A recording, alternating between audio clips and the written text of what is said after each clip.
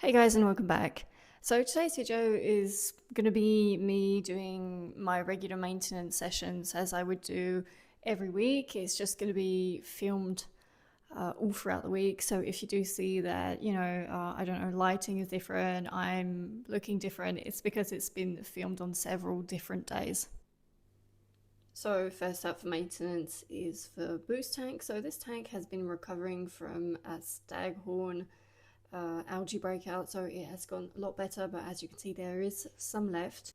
So I am doing around 50% water change on this tank, and I will be doing so for the next several weeks. Eventually I do think I'm actually going to be rescaping this tank because I'm just not satisfied with how it looks. Sometimes it does happen, I can rescape and still not be happy with how it looks.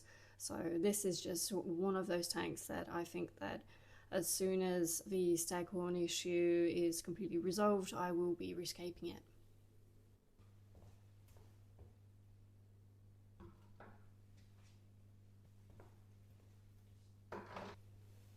So this is my magnetic box where I keep all my cables, so I'm just turning off the filter and the heater to keep myself safe because you just never know, and better safe than sorry. I just like to go around with the siphon in between the plants, in between the hardscape. There is a lot of dead staghorn algae that's just floating around in the tank. So I'm trying to, again, like I said earlier, try and remove as much of it as I can through siphoning and through manual cleaning.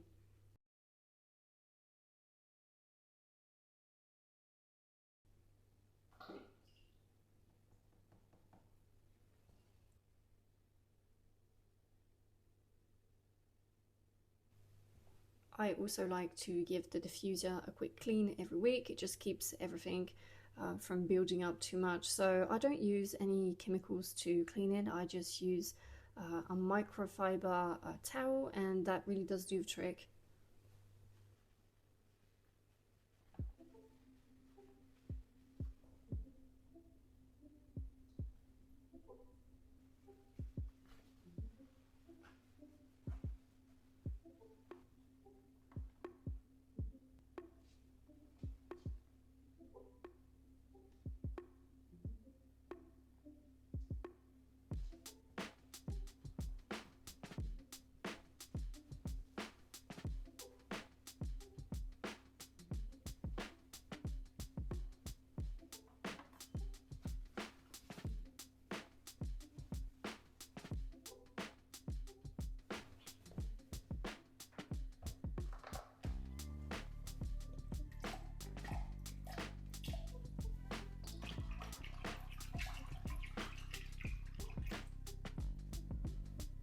So water-wise, I only use water from the tap. I don't have access to reverse osmosis water. I can't install the system in my house. I've talked about this before on previous videos. So I just add water conditioner to my regular tap water, and that's about it. I also make sure, obviously, that the temperatures are matching. I use a thermometer, and that's about it.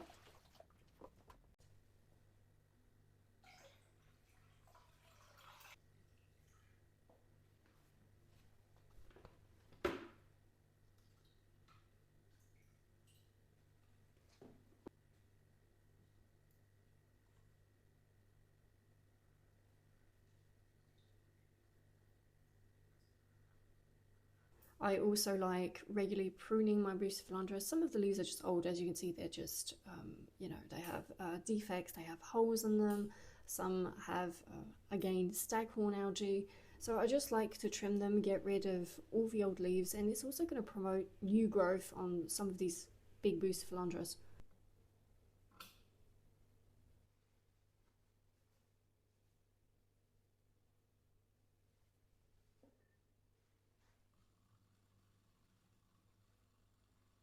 Throughout this whole video you will see me using this product. So this is Carbo. For those who don't know what Carbo is, Carbo really helps in plant growth, but I mainly use it as a mild algicide. This is also what's helping me out with my staghorn algae. So I dose this as a recommended dose, so it's about 1 pump per day till the algae has completely resorbed itself, and I do see a very big difference on all my setups when I use Carbo. So this is my beta tank. It was formerly running with CO2, but I've completely taken it off. It's been around 2 months now, so it's finding its new balance without CO2. There is again a little bit of algae, but like I explained in one of my former videos, it's also very, very close to a window, and because we are going into the spring and summer months, there's a lot more light coming in through the window, so I am balancing that and trying to be careful. For those who don't know, the betta fish I have in this tank is Dimitri. Dimitri is a rescue betta. I've had him since the end of last year, so it's been a very long journey in getting his fins to look how they look today. He's doing a lot better, but I can't actually keep him in a tank with any hardscape whatsoever. I have tried, and his fins are just so fragile that they get completely shredded again. So he is in a tank, which is, you know, maybe not the best for betta fish. It's a less kind of traditional setup that you would keep a betta fish in, but I do want to keep him safe. I don't want him to shred his fins again because that is a big issue. So yeah, he doesn't need to go through a third round of treatment for his fins. That's just not fair. So yeah, I'm also planning on rescaping this tank later on this year to, you know, make a really cool setup for him. But till then, he is safe in this tank that has a lot of soft plants. He doesn't risk on ripping himself on anything in this tank.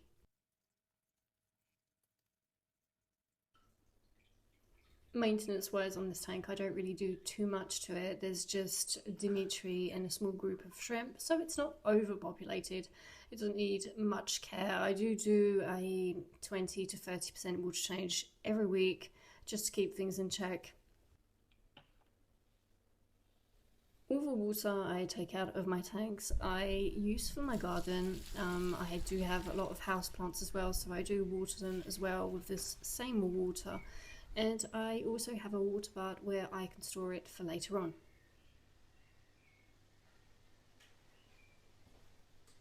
So here again, the water temperatures are matching. I do it with a thermometer, especially in the betta tank because the water is a lot warmer. I keep the tank at around 27 degrees, and again I use water conditioner.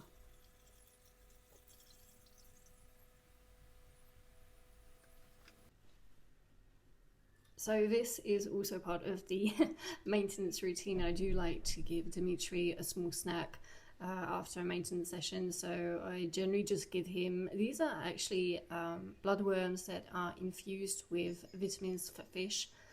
I find that this has really helped him get better with his fins and overall with his general health.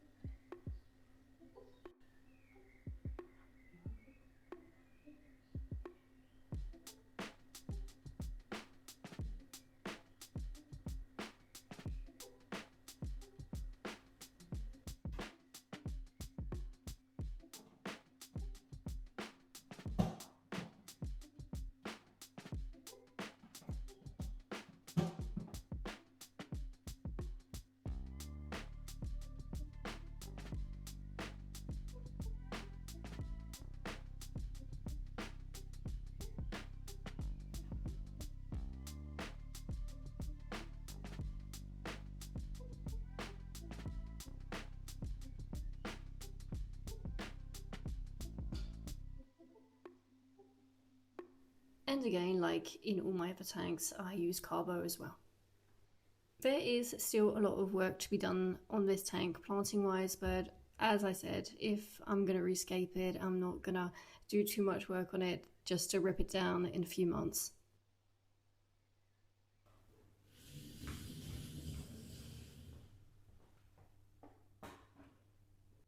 These are my Nano Gallery tanks. They are part of Project Nano. You can find every tank has its own video. It has part one where you see me scape the tank, and part two is how I actually maintained these tanks and cycled them for a whole month. So all those videos are available on my channel under Project Nano. So the Project Nano videos are in French. A lot of people have been complaining, why am I making videos that are in French? I live in France, I am actually half French, and this whole project is for a French business, which is ADS, which is situated in Paris. They have kindly sponsored the whole build of my Nano Gallery, so that's why the project is in French. So yeah, free French lessons. If you don't understand French, you can activate the titles. So I've talked about this in my other videos. These tanks are exclusively for shrimp. They are too small for fish. They are 10-litre tanks, which is very small, so they are not suitable for fish. Maintenance wise for these tanks, it's actually quite light. What I like to do every week is just clean the glass with what you're seeing right now, which is a razor scraper. I water change on these tanks about every 2 weeks, and it really depends. Sometimes I do 10 to 15%, sometimes I can do more. It really depends on how the tank is looking and how it's sitting. Same for the trimming, really. It really depends on how the tank is looking. So I can get away with water changing a lot less on the nano aquariums of this gallery because they are understocked. There is very few shrimp in these tanks. There's under 10 shrimp in each tank, so it's really not overpopulated, and they are also very heavily planted, which really does help. This is the most recent one I've scaped. This build video is not actually up yet, so this is a preview, if you want, of what it will be coming out in the weeks to come. So I really like this one. It's a Pinder feeder only tank. Again, here it's in very early stages. It hasn't finished cycling yet. It's been up for about, I don't know, something like a week and a half now, so it's getting along quite well.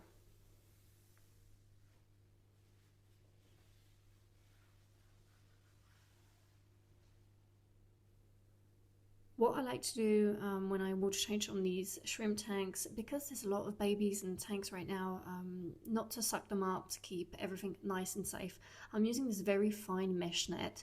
And what I'm doing is I'm plunging it into the tank and I'm putting the tube inside the net. So that's really gonna help prevent sucking up any baby shrimp, because even if I'm extremely careful, you're obviously gonna like suck up a few of them if you're not careful.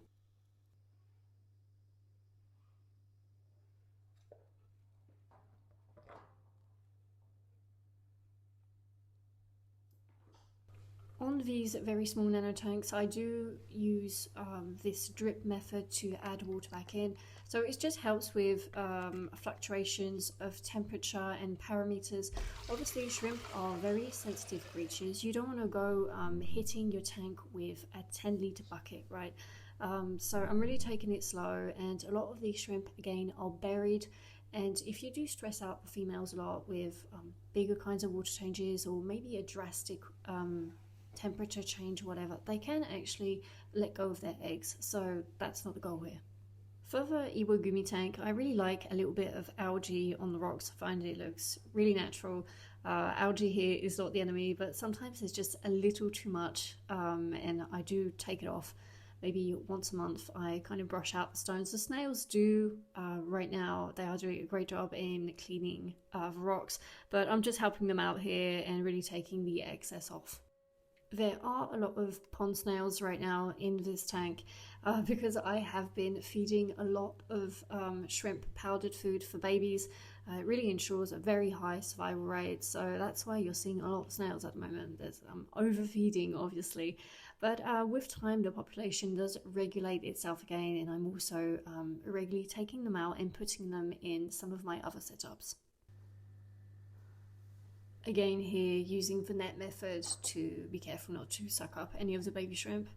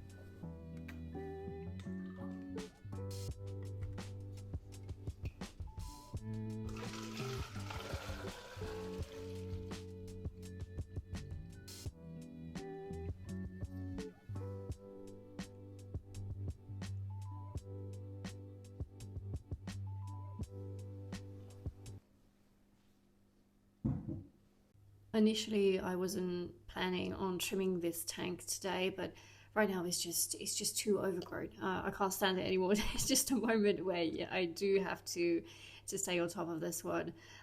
This one I've had quite a lot of algae in last week's, but again I've been feeding a lot of powdered food, so that hasn't really been helping in keeping the algae at bay. So the carpeting plant in this tank is Monte Carlo, and if I don't keep on top of it, at one point it just grows completely out of control.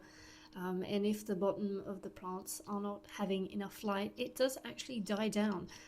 So yeah, I'm kind of careful now to really keep on top of trimming, especially in this tank, because I find it really grows out of control on this one. To trim the Monte Carlo in this tank, I'm using a pair of very small spring-loaded scissors. So obviously you don't need this kind of spring-loaded scissors. You can use just your regular ones, but I do find it's extremely useful, especially in these kind of smaller setups where it's harder to maneuver when you have a lot of plants, shrimp, hardscape. It just makes things a lot easier.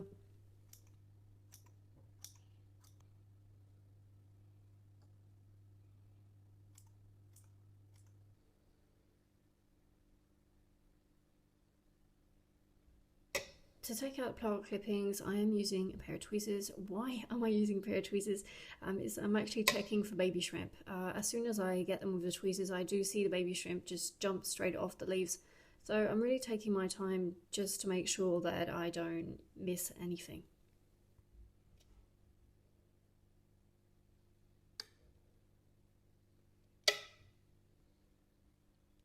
What is extremely useful as well is using these kind of white mesh nets, because you do see shrimp a lot better with these white mesh nets. I actually used to have black ones, and sometimes they were literally impossible to spot. Here again, I'm being extremely careful. I'm checking the net before I put it out, just to make sure I don't miss any. So yeah, this last part is quite a long process sometimes, so I really try and take my time, even if sometimes it is a little bit painstaking.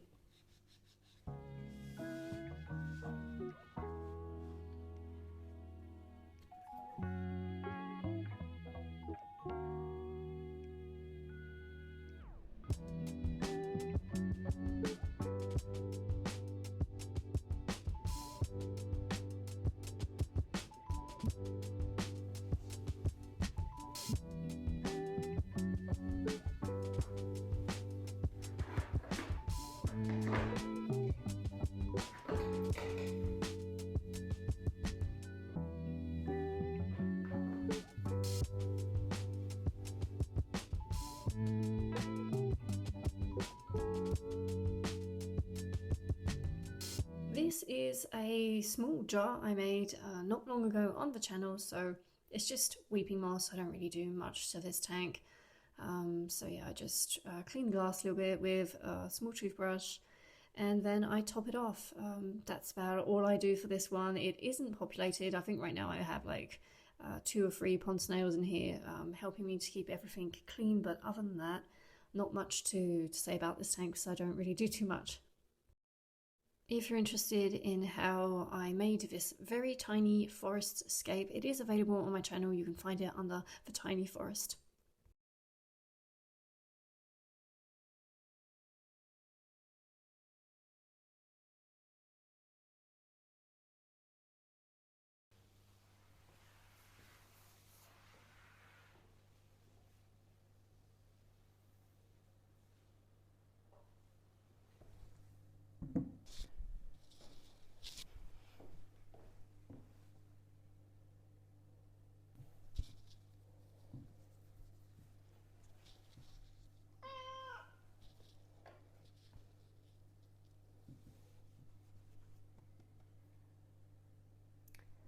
Don't know if some of you have cats, but if you do, you know.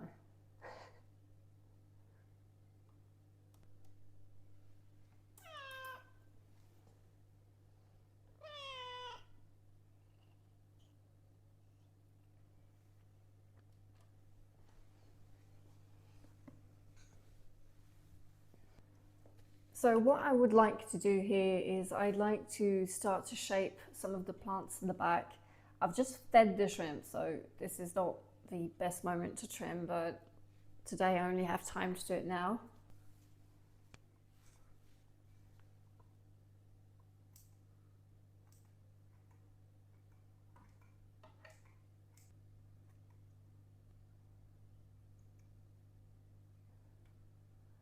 So what I like to do is I like to trim this very front row of plants shorter, and then the second row a little higher. And what it does, it gives this kind of staircase effect, which also helps a lot with depth. It also just looks better in general. So here what I'm attempting to do is really give it a rounded off effect.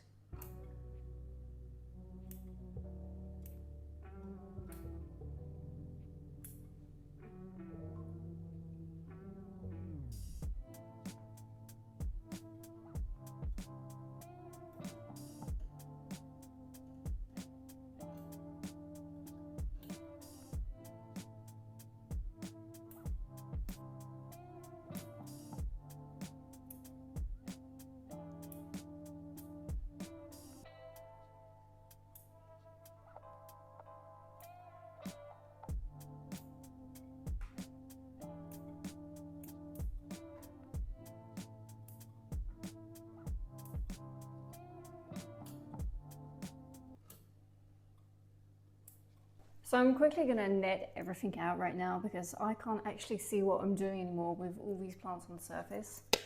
And then I'm going to be able to continue trimming.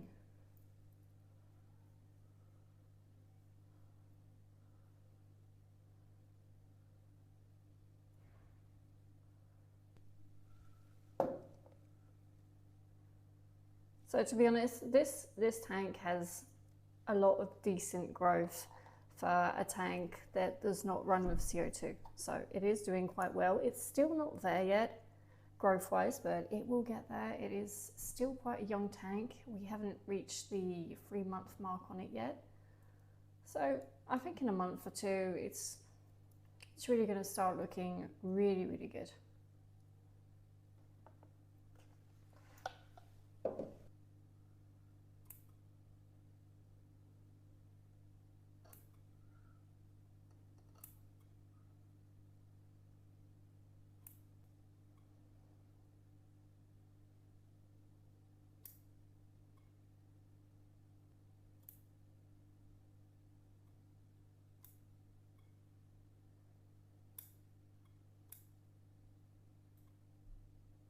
So I'm really cutting these backhoppers all the way down to the substrate. Some of the leaves has gotten quite big at the bottom of the stem, and that's something I don't really like. It also, older leaves that have a little bit of algae on it, don't really want them. So what I'm doing is I'm really gonna cut them all the way back, and I'm gonna replant only the ones that look the best.